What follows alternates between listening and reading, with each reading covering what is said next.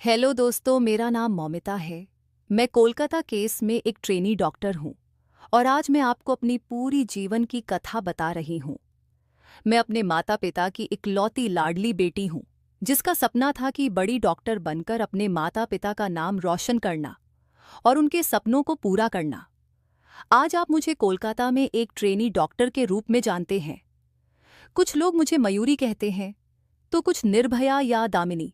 आज देश भर में मेरा नाम हर घर में लिया जा रहा है, लेकिन मेरा असली नाम डॉक्टर मौमिता है। आप सभी ने मुझ पर जो प्यार और मेरे परिवार को जो सहारा दिया है, उसे देखकर मुझे बहुत अच्छा महसूस हो रहा है और इसलिए मैं आप तक पहुंचने की कोशिश कर रही हूं। मैं पश्चिम बंगाल में रहने वाली एक लड़की हूं। मेरा जन्म 1993 में हुआ था। घर में इकलौती होने के कारण मैं अपने माता पिता की बहुत लाडली थी। बचपन से ही मैंने अपने माता पिता को मेहनत करते हुए देखा। मुझे याद है, एक बार जब मैंने डॉक्टर बनने की इच्छा अपने माता पिता से जाहिर की, तो हम एक मध्यम वर्गीय परिवार से होने के बावजूद मेरे पिता को मेरी यह इच्छा सुनकर बहुत खुशी हुई। उन्होंने मुझसे कहा, तू बहुत पढ़ लिख कर बड़ी डॉक्टर बन, मैं हूं ना। कहते हुए उन्होंने मेरे सिर पर प्यार से हाथ फेरा। तब से मेरे माता पिता ने अपनी मेहनत की कमाई से मेरे शिक्षा के लिए पैसे बचाए। लोग अक्सर मेरे पिता से कहते थे कि गरीब होने के कारण वे अपनी बेटी को डॉक्टर नहीं बना पाएंगे। ये बातें मुझे बहुत चुभती थीं, लेकिन मैंने पूरी मेहनत से पढ़ाई जारी रखी और सभी को गलत साबित कर दिया। आखिरकार मैंने अपनी मेहनत से सरकारी कॉलेज में प्रवेश प्राप्त किया। मैंने दिन रात नीट परीक्षा की तैयारी की, क्योंकि मुझे सरकारी कॉलेज में दाखिला लेना था ताकि मेरी शिक्षा का खर्च कम हो सके। मैं बड़ी डॉक्टर बनकर अपने माता पिता को वे सारी सुविधाएं देना चाहती थी जो अमीर लोगों के घरों में होती हैं। मैं उनकी सेवा करना चाहती थी और उनका नाम रोशन करना चाहती थी, और मेरी वह इच्छा पूरी हुई। नीट परीक्षा में मुझे बहुत अच्छे अंक मिले और उसी के आधार पर मुझे कोलकाता के आरजीकर मेडिकल कॉलेज में एमबीबीएस में प्रवेश मिला। मेरी सारी मेहनत सफल हो गई और मेरे माता पिता बहुत खुश हुए। धीरे धीरे मैंने अपनी पढ़ाई पूरी की, लेकिन मुझे और बड़ा डॉक्टर बनना था। लोगों की बेहतर सेवा करनी थी, इसलिए मैंने पीएचडी करने का निर्णय लिया और उसी कॉलेज में पीएचडी की पढ़ाई शुरू की। चेस्ट मेडिसिन के क्षेत्र में मैंने गहन अध्ययन किया और अपना पहला साल पूरा किया। मेरे माता पिता और मैं बहुत खुश थे, क्योंकि अब मेरी पीएचडी पूरी होने के बाद मैं एक प्रतिष्ठित डॉक्टर बनने जा रही थी। मैं लोगों की सेवा करने वाली थी और पिताजी ने मेरे शिक्षा के लिए जो कर्ज लिया था, उसे भी मैं अब चुकाने वाली थी। मैं अपने माता पिता को एक सुखद जीवन देना चाहती थी। हमने किन कठिन परिस्थितियों में जीवन व्यतीत किया था, इसे मैं कभी नहीं भूली। मुझे याद है कि मेरे माता पिता खुद भूखे रहते थे, लेकिन मेरे लिए कुछ बनाकर रखते थे ताकि मैं भूखी न सोऊं। मैंने भी उन्हें देखकर पैसे बचाने का तरीका सीखा। कई चीजें मुझे पसंद थीं, लेकिन मैंने उन्हें कभी नहीं मांगा। इसलिए मेरे माता पिता हमेशा कहते थे कि मैं बहुत समझदार हो गई हूं और वे मुझे अपने बेटे की तरह मानते थे। अब पढ़ाई के साथ साथ मैंने आरजीकर अस्पताल में ट्रेनी डॉक्टर के रूप में नौकरी भी शुरू कर दी थी। 2024 का साल शुरू हो गया था। मुझे गणपति और दुर्गा पूजा बहुत पसंद थी।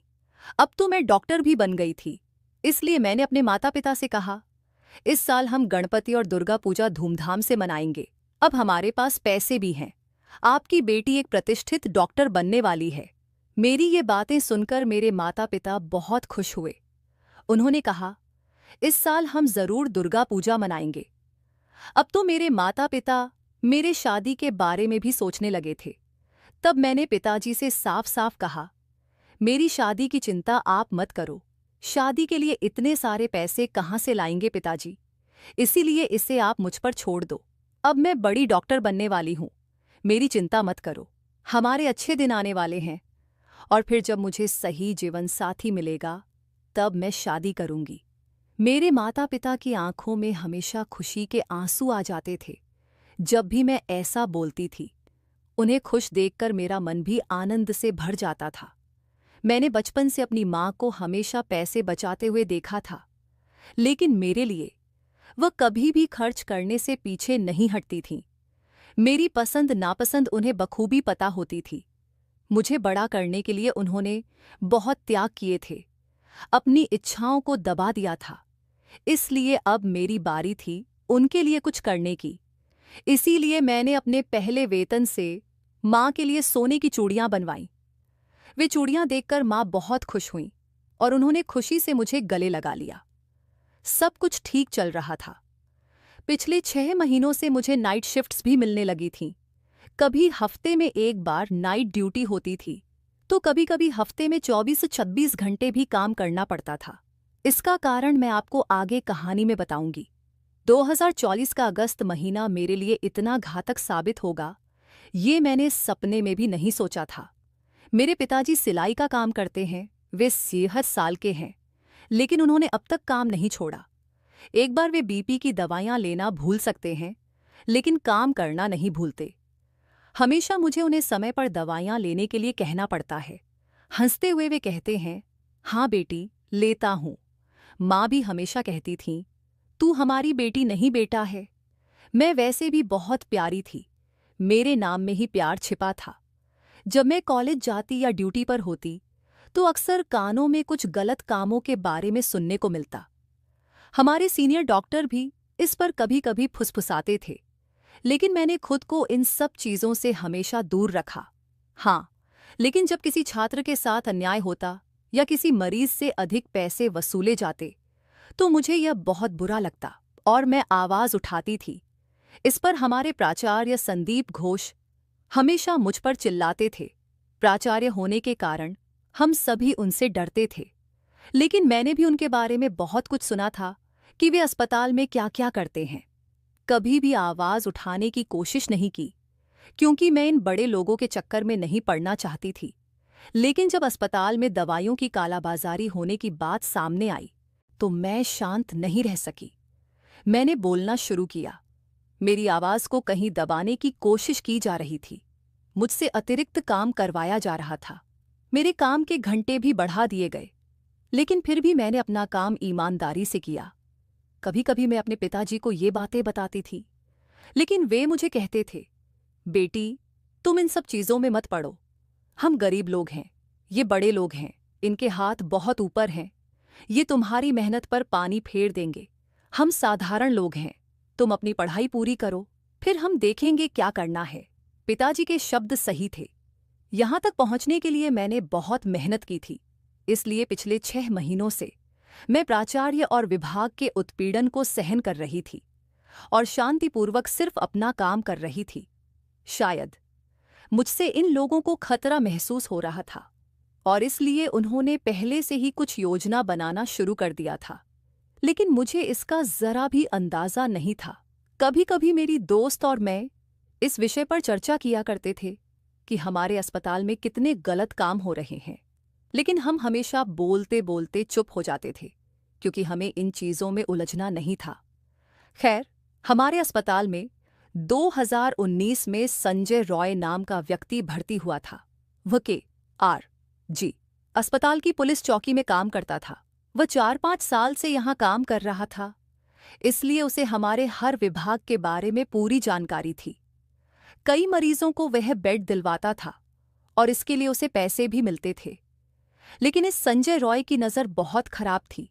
वह अस्पताल में आने वाली हर महिला को गलत नज़रों से देखता था। उसके बारे में भी हम में चर्चा होती थी, लेकिन वह हमारे प्राचार्य का बहुत खास था और उनके लिए हमेशा काम करता था। इसलिए हमने कभी उसकी शिकायत करने का विचार नहीं किया, क्योंकि बेवजह विवाद नहीं चाहा। लेकिन हाँ, संजय रॉय की नज़र बहुत खतरनाक थी। किसी भी लड़की के सामने होने पर उसकी नज़र उसे खा जाती थी, इसलिए मैं ऐसे आदमी से दूर ही रहती थी। उस दिन भी जब मैं घर से काम पर जाने के लिए निकली, मुझे ज़रा भी एहसास नहीं था कि यह मेरा आखिरी दिन होगा जब मैं अपने घर से जा रही हूँ और अब मैं अपने माता पिता और अपने छोटे से घर को फिर कभी नहीं देख पाऊंगी। शायद इसीलिए मैंने अपनी माँ से कहा, पिताजी को समय पर दवाई देना, और रोज़ की तरह कहने वाली, मैं उस दिन जाती हूँ, कहकर घर से बाहर निकली। 8 अगस्त को मैं पूरे दिन काम कर रही थी, अपने मरीजों की देखभाल कर रही थी। हमारे सेमिनार हॉल के पास एक कमरे का निर्माण चल रहा था, इसलिए ऊपर आने जाने का ज्यादा मूवमेंट नहीं था। हम सब वार्ड में इकट्ठा थे। 4-5 अन्य प्रशिक्षु डॉक्टर मेरे साथ थे। हम कुछ चीजों पर चर्चा कर रहे थे। उस समय संजय रॉय भी वहीं था और वह मुझे घूर रहा था, लेकिन मैंने उसे नजरअंदाज कर दिया। कुछ समय बाद वह वहां से चला गया और हम सबने खाना खाया। फिर सभी अपने अपने काम पर लग गए। मैं थोड़ी फ्री थी, इसलिए मैंने रात को माँ को फ़ोन किया। जब तक मैं माँ को फ़ोन नहीं करती, तब तक वे और पिताजी खाना नहीं खाते थे। उन्हें बताना पड़ता था कि मैंने खाना खा लिया है, तभी वे खाना खाते थे। उस दिन भी मुझे ज़रा भी अंदाज़ा नहीं था कि यह मेरी माँ से आखिरी बातचीत होगी। माँ ने फ़ोन उठाते ही मैंने पूछा, पिताजी समय पर दवाइयाँ ले रहे हैं ना? इसका ध्यान रखना। मेरी चिंता मत करो, मैंने खाना खा लिया है। मेरे पिताजी को बीपी की समस्या थी, इसलिए समय पर दवाइयाँ लेना उनके लिए बेहद ज़रूरी था। उनकी दवाइयाँ कभी नहीं छूटनी चाहिए, इसका पूरा ध्यान मैं रखती थी। मुझे याद है, एक बार पिताजी की दवाइयाँ रात में खत्म हो गई थीं। पिताजी ने सोचा कि एक दिन दवा न लेने से क्या फ़र्क पड़ेगा, सुबह जाकर दवा ले आऊँगा। लेकिन मैंने घड़ी में देखा, रात के 11 बजे थे। मैंने वहीं सबका खाना रोक दिया और कहा, पिताजी की दवा आने तक कोई खाना नहीं खाएगा। और इतनी रात में भी मैंने उनके लिए दवा का इंतजाम किया। लेकिन अब अस्पताल में ज्यादा काम होने के कारण मुझे घर पर ध्यान देने का समय नहीं मिल रहा था, इसलिए माँ को ही जबरदस्ती सब कुछ बताना पड़ता था। उन्हें याद दिलाना पड़ता था कि पिताजी की देखभाल करें। उस दिन भी सब कुछ बिना भूले बताया और माँ से बात करके मैंने पूरे फ्लोर पर जाकर मरीजों का चेकअप किया। इसके बाद मैं आराम करने और अपने अगले अध्ययन के लिए तीसरी मंजिल पर सेमिनार रूम पहुंची। लेकिन मुझे नहीं पता था कि वहां जाना मना है। मुझे तो अब पता चला कि बगल में बिल्डिंग का काम चालू होने के कारण ऊपर किसी को जाने नहीं दिया जा रहा था। मैं तो वहां चली गई। दोपहर के 2-3 बजे तक मैंने अपनी पढ़ाई की। मैंने सोचा, अब थोड़ा सौ लेना चाहिए। 36 घंटे की ड्यूटी के कारण बहुत थकान महसूस हो रही थी। मरीजों की सेवा में लगे रहने के कारण खुद पर ध्यान देने का समय नहीं मिल रहा था। दूसरों को जीवन दान देने वाली मैं अपने जीवन की देखभाल के लिए समय नहीं निकाल पा रही थी, इसलिए किताबें और डायरी बंद करके सेमिनार हॉल में ही शांत होकर सो गई। इतनी गहरी नींद में थी कि सेमिनार हॉल में कौन आ रहा है, जा रहा है, इसका भी मुझे कोई ध्यान नहीं था। फिर क्या, सुबह के समय संजय रॉय शराब पीकर सेमिनार हॉल में आया। सेमिनार हॉल में कोई आया, इसका भी मुझे पता नहीं चला, क्योंकि मैं गहरी नींद में थी। उसके आते ही उसकी नज़र मुझ पर पड़ी और उसके अंदर का राक्षस जाग गया। वह मेरे पास आया और उसने मेरे शरीर को छुआ। नींद में होने के कारण मुझे ज्यादा समझ में नहीं आया, लेकिन जब शरीर पर हाथ फिरने लगा तब मैं जाग गई। सामने संजय रॉय जैसा दुष्ट व्यक्ति देखकर मैं बहुत डर गई। नींद में होने के कारण खुद को संभालने में मुझे समय लगा। मैंने खुद को बचाने की बहुत कोशिश की, लेकिन उसने बहुत ज्यादा शराब पी हुई थी। उसके मुंह की बदबू से मुझे ये समझ में आ गया था, वो मेरी कोई बात सुनने की हालत में नहीं था। मैं उससे मिन्नतें कर रही थी, मुझे छोड़ दो कह रही थी, लेकिन उसे मुझ पर जरा भी तरस नहीं आ रहा था। आखिरकार मैंने जोर जोर से चिल्लाना शुरू कर दिया। तब वो थोड़ा डर गया और जल्दबाजी में उसने मेरे मुंह पर हाथ रख दिया ताकि मेरी आवाज न निकल सके। मैं उससे लड़ रही थी, मन ही मन प्रार्थना कर रही थी कि कोई मेरी आवाज सुन ले। लेकिन उस रात मेरी आवाज किसी ने नहीं सुनी, क्योंकि उस रात ऊपर वाले फ्लोर पर किसी को आने की इजाजत ही नहीं थी, जैसा कि अब पता चला है। इसका मतलब है कि मेरे खिलाफ सारा षड्यंत्र पहले से ही रचा गया था। मैं उस दरिंदे को अपने से दूर धकेलने की कोशिश कर रही थी, लेकिन पता नहीं उसमें इतनी ताकत कहाँ से आई थी। जितना भी मैं कोशिश कर रही थी, वो मुझसे दूर नहीं हो रहा था। मैं खुद को उससे बचा नहीं पाई। लड़ते लड़ते मैं हार गई और फिर उसने मुझे नोचना शुरू किया, मुझे मारना शुरू किया। अब मैं पूरी तरह से ठंडी पड़ गई थी। कौन कौन मेरा शोषण कर रहा था, ये समझ ही नहीं आया। मेरे दर्द से चीखें निकल रही थीं। मैं इतनी जोर से चीख रही थी कि मेरी चीखें पूरे हॉस्पिटल में गूंज रही थीं, लेकिन न जाने क्यों मेरी आवाज किसी को सुनाई नहीं दी। चिल्लाते चिल्लाते मेरा शरीर बिल्कुल ठंडा पड़ गया और फिर मेरे स्त्री सम्मान और मेरे सपनों की हत्या कर दी गई, वो भी बहुत ही निर्ममता से। आखिरकार मेरी जान चली गई, लेकिन मेरे शरीर पर शोषण की निशानियां रह गईं। मेरा चश्मा टूट गया, उसकी किरचें मेरे खून से सने हुए आंखों में घुस गई थीं। मेरे फटे हुए होंठ, मेरी आवाज दबाने के लिए उसने मेरा गला दबाया था। खुद को बचाने की कोशिश में मेरे खून से सने हुए नाखून, मेरे शरीर पर किए गए अनगिनत वार, जांघ की हड्डी टूटने तक फैली हुई मेरी टांगें और घायल हुए मेरे जननांग। इतना सब कुछ सहने के बाद भी मैंने उन पुरुषों की क्रूरता का मुकाबला किया था। लेकिन काश उन पुरुषों में थोड़ी सी भी संवेदनशीलता होती तो मेरी आखिरी सांस तक मैं जिंदा रह पाती।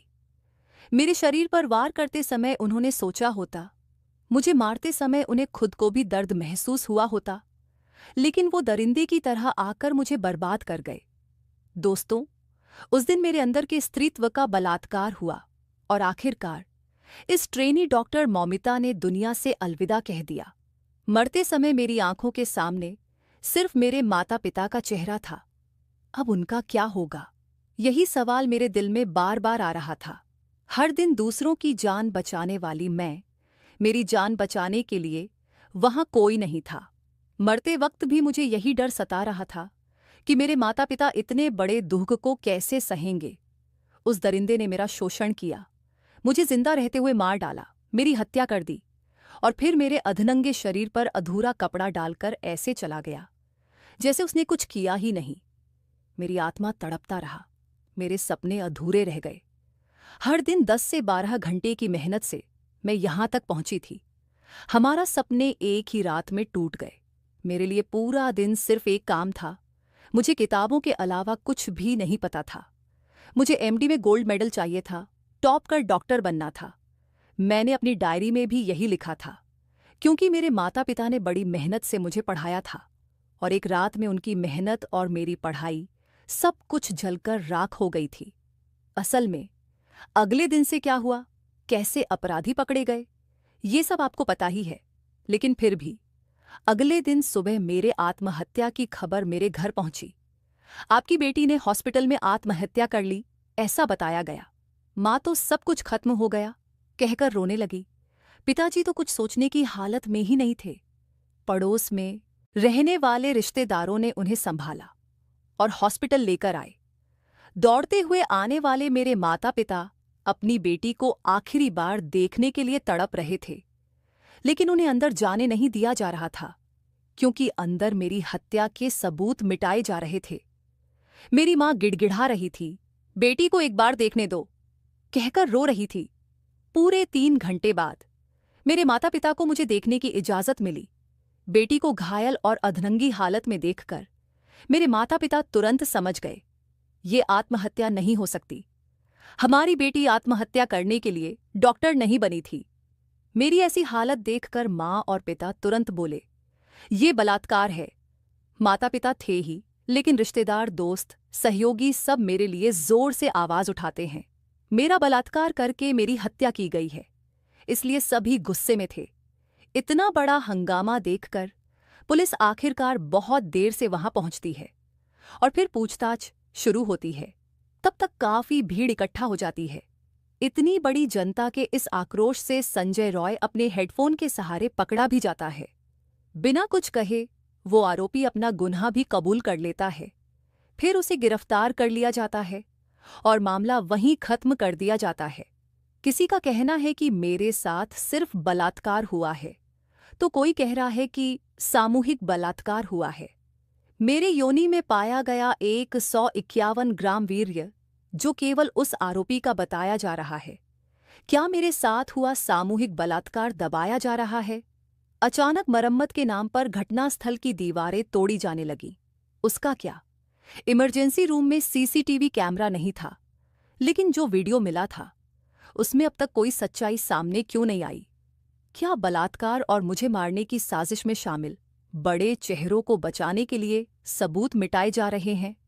जनता के बीच घुसकर क्या उन दरिंदों के कुछ लोगों ने हॉस्पिटल में आकर सारे सबूत नष्ट कर दिए और मेरे साथ अत्याचार करने वाले उन लोगों को छोड़कर फिर से उन्हें जीने का मौका देने का फैसला किया जा रहा है? पता नहीं अब मुझे न्याय मिलेगा या नहीं। मेरे साथ जो हुआ वह क्यों हुआ, क्या कभी पता चलेगा? क्या संजय रॉय को कभी फांसी होगी या नहीं? लेकिन अगर उन्हें ऐसे ही छोड़ दिया गया तो जल्दी ही आपके सामने एक और निर्भया आ जाएगी। ये मत भूलो कि वो कोई बहन हो सकती है, बेटी हो सकती है, बहू हो सकती है, पत्नी हो सकती है, लेकिन होगी तो वो एक औरत ही। 2012 में मेरे जैसी ही एक और लड़की के साथ अन्याय हुआ था। उसके आरोपियों को 7 साल बाद फांसी की सजा मिली थी। उसे बहुत देर से न्याय मिला। अगर हमारी जैसी दूसरी निर्भया नहीं चाहिए तो मुझे न्याय दिलाओ। दोगे ना मुझे न्याय? क्या मेरे माता पिता को उनकी बेटी से दोबारा मिलने का मौका मिलेगा? मैंने एक डॉक्टर बनकर सभी की सेवा करने का फैसला किया था। सबको एक देवता के रूप में बचाने का निर्णय लिया था, लेकिन खुद को बचाने में मैं असफल रही। मरणासन्न अवस्था में मैंने आखिरकार अपनी सांसें रोक लीं और एक अनसुलझी गुत्थी बनकर रह गई। जीते हुए लोगों की सेवा करके खुशी से जीने का मेरा सपना अधूरा ही रह गया। मेरी हत्या और बलात्कार की गुत्थी अब सुलझती नजर नहीं आ रही। मैं वही ट्रेनी डॉक्टर बोल रही हूँ, डॉक्टर मोमिता, जो कुछ दिन पहले तक आप में से ही एक थी।